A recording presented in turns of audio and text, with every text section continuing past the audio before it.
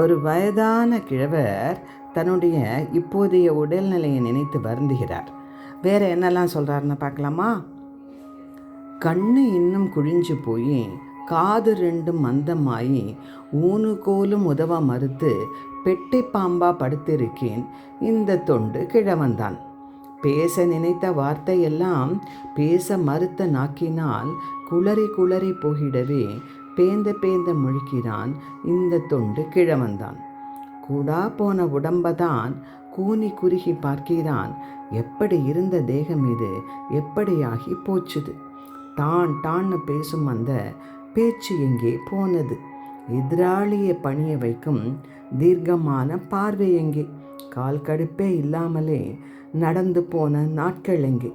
தேஜசான முகமும் கொண்டு சந்தனக்கட்டை உடலும் கொண்டு சற்றும் தளரா மனத்தினோடே சென்ற நாட்கள் யாவையும் திரும்பி வரும் நாளும் உண்டு. இல்லையென்றால் நான் உடனே இவ்வுலகை விட்டு செல்ல வேண்டும்.